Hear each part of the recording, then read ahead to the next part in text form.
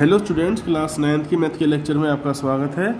आज हम एक्सरसाइज 7.4 का क्वेश्चन नंबर 5 लेकर आपके सामने प्रस्तुत हुए हैं।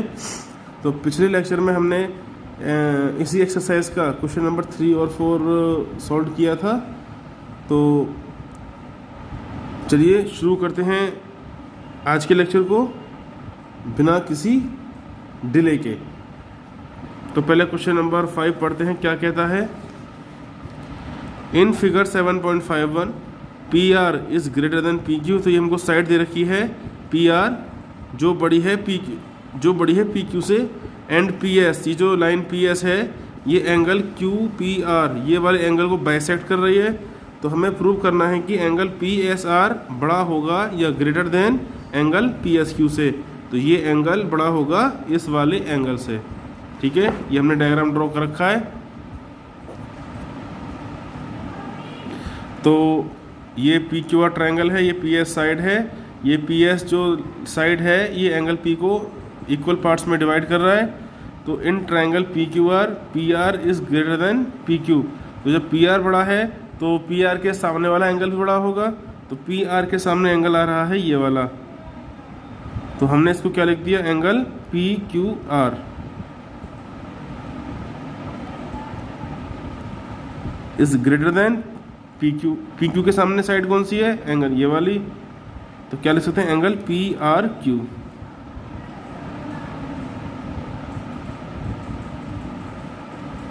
तो ब्रैकेट में क्या लिख देंगे, बड़ी भुजाओं के सामने वाले कोण भी बराबर होते हैं, या बड़ी भुजाओं के सामने वाले कोण। ठीक है, या यहाँ पर लिख लीजिएगा। चलिए, हमने इस एंगल को 1 लिखा है, इस एंगल को 2 मान लिया है। तो एंगल 1 बराबर एंगल 2 होगा, क्योंकि ये जो साइड है इस पूरे एंगल को डिवाइड कर रही है, इसलिए एंगल 1 जो है एंगल 2 के बराबर होगा। ठीक है, अब हम दोनों तरफ एंगल 1 को जोड़ेंगे। Angle P Q R plus angle 1 is greater than angle P R Q plus angle 1। तो एक लाइन आपको यहाँ पर लिखनी पड़ेगी, दोनों पक्षों में एंगल 1 को जोड़ने पर। यह आप लिख लीजिएगा। इसके बाद हम क्या करेंगे, angle P Q R plus angle 1 is greater than, इसको मैं इसकी जगह मैं 2 को रख सकता हूँ, क्योंकि एंगल 1 एंगल 2 के बराबर है। Angle P R Q plus angle 2। ठीक है, अब हम लेंगे इन दोनों ट्रायंगल को अलग अलग। तो इसको हमने इक्वेशन फर्स्ट मान लिया है। अब हमें क्या करना है, ये सुन लीजिए। अब हमें इनकी वैल्यू निकालनी है, और इनकी वैल्यू निकलते ही इनकी जगह हम उन वैल्यू को पुट कर देंगे, तो हमारा क्वेश्चन कंप्लीट हो जाएगा। अब जो मेन खेल बचा है, मेन काम बचा है, वो है इन दोनों की वैल्यू को निकालना। ठीक है, चलिए। तो in triangle P Q S and triangle P R S, तो यहाँ पर हम एंगल सम प्रॉपर्टी लगा दें। एंगल पी क्यू एस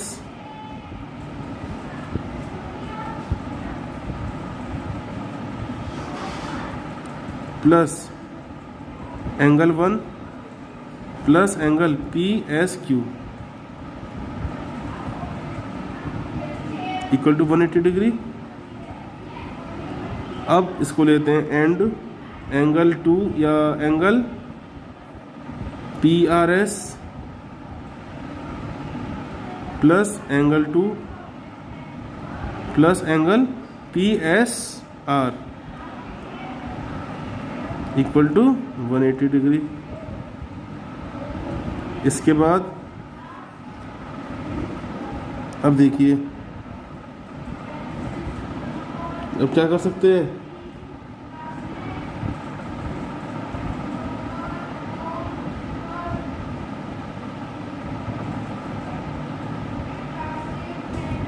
अब देखो पी क्यू एस की जगह मैं पी क्यू आर लिख सकता हूँ कि नहीं।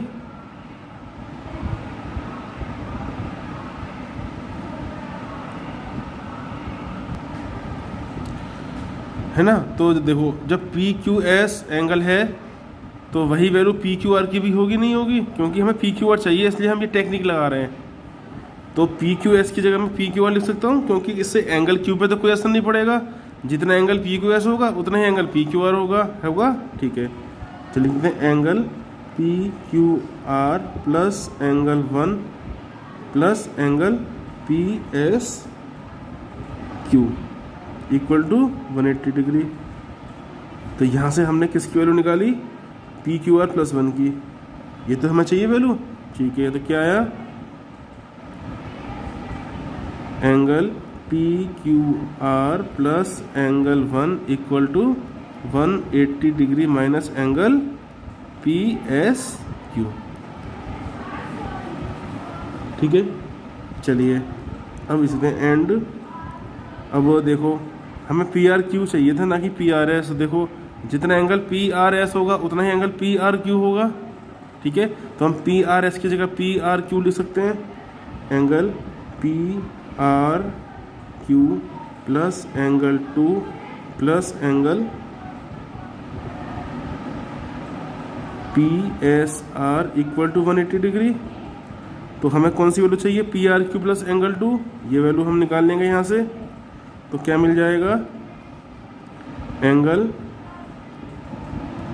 P R Q plus angle 2 equal to 180 minus angle P S R. अब इन दोनों की वैल्यू को हम यहाँ पुट कर देते हैं, तो क्या लिख सकते हैं, 180 degree minus angle P S Q is greater than 180 degree minus angle P S are. 180 से 180 कैंसिल, तो क्या बचा, minus angle P S Q is greater than angle minus angle P S are.